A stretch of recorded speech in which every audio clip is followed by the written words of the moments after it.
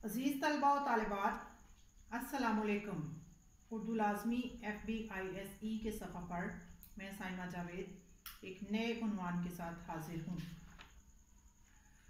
आज की इस वीडियो में हम हम्द की मश्क में दिया गया जमात दहम का क़वाइद ग्रामर का पहला सवाल नज़म, गज़ल और गज़ल का फ़र्क पढ़ेंगे।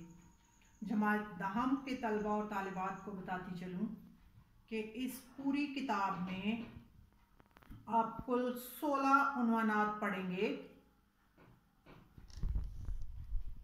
उन 16 उन्वानात के नाम मैं आपको बता देती हूँ। सबसे पहला उन्वान जो आपकी हम्द की मश्क में दिया गया है वो है नज़म, गज़ल, नज़म और गज़ल में फ़र्क।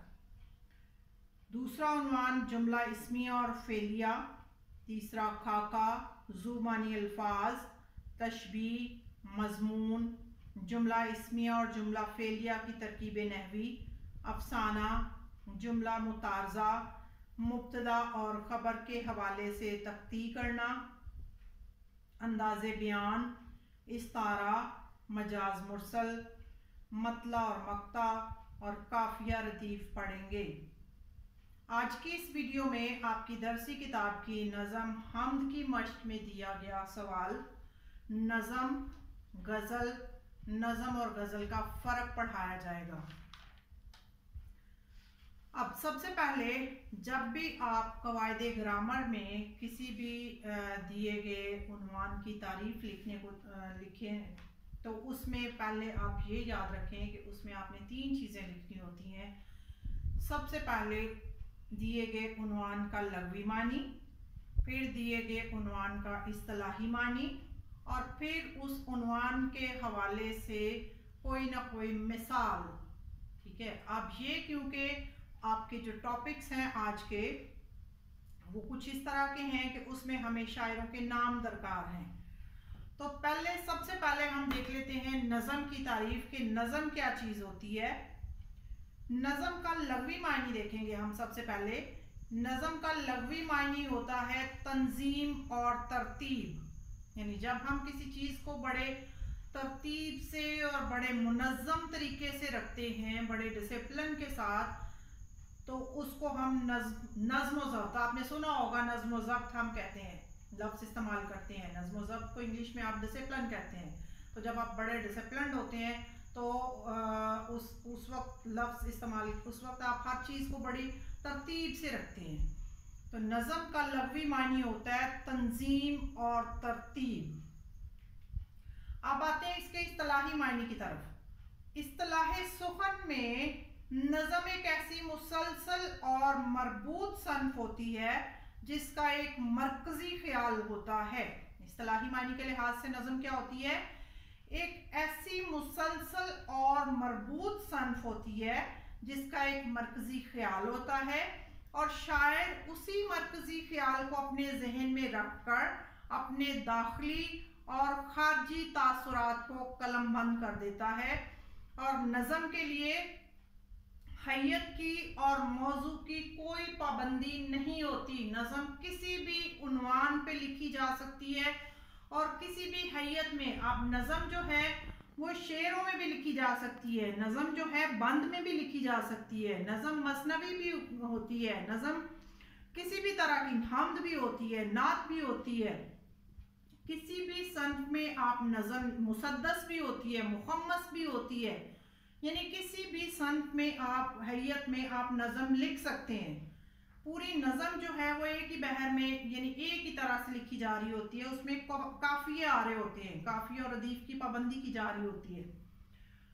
अब हम आते हैं मशहूर शायरों के नामों की तरफ। वैसे तो उर्दू शायरी में बहुत सारे शायर हैं जिन्होंने नज़म लिखी, लेकिन हम सिर्फ यहाँ पे हम 3 का जिक्र करेंगे जो बड़े शायर हैं। इसमें सबसे पहले जो आपने कॉमनली सुने भी हुए हैं, इलामा मोहम्मद इकबाल का नाम लिखें इसमें आप हफीज़ जालंधरी जिसकी आपने नज़म अभी पढ़ी है पिछली वाली वीडियो में, और उसी के साथ आप अगला नाम लिखें मौलाना अल्ताफ़ हुसैन हाली का।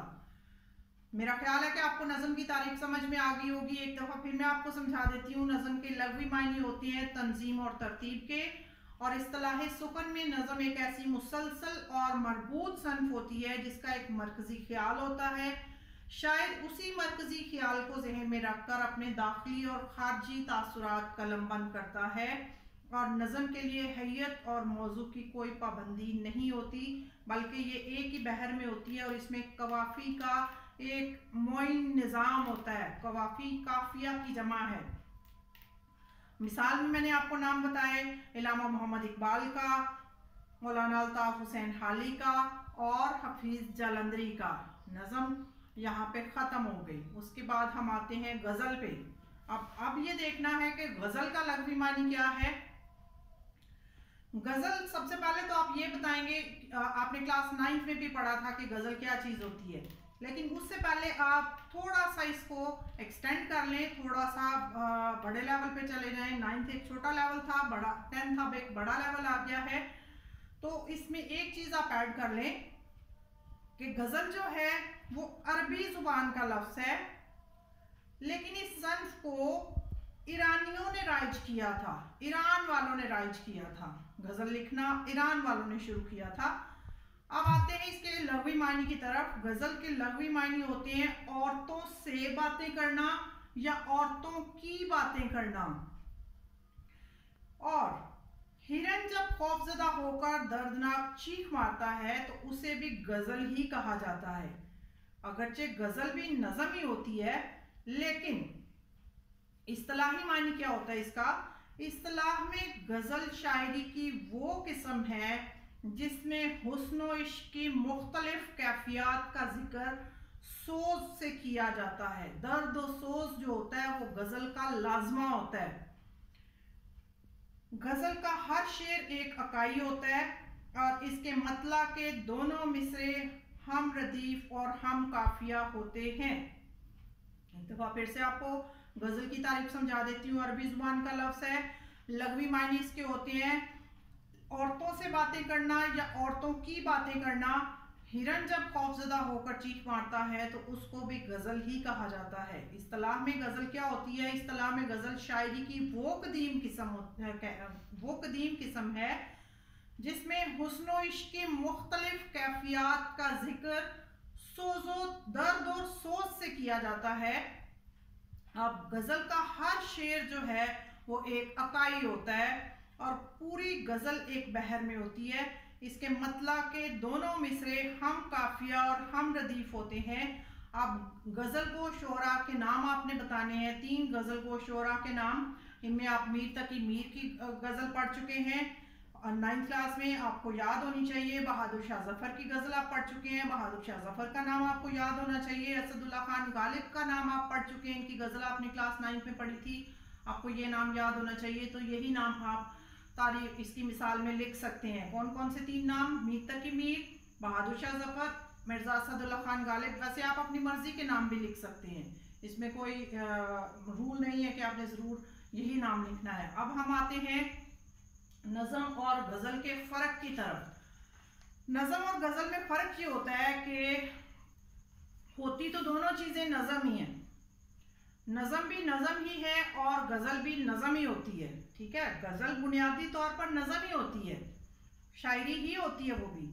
लेकिन नज़म और गज़ल का जो मेन फ़र्क है वो ये होता है कि नज़म जो लिखी जाती है वो एक ही उन्वान पे लिखी जाती है। एक उन्वान हम अपने लिए मुंतखब कर लेते हैं, शायर अपने लिए कोई भी उन्वान मुंतखब करता है और उसी उन्वान पे सारे शेर लिखता है। चाहे तो वो नज़म 4 मिसरों की 4 अशार की लिख दे, चाहे वो नज़म 10 अशार की लिख दे, चाहे वो 50 अशार की लिखे, वो उसी टॉपिक पे रहेगा, उससे बाहर नहीं जाएगा।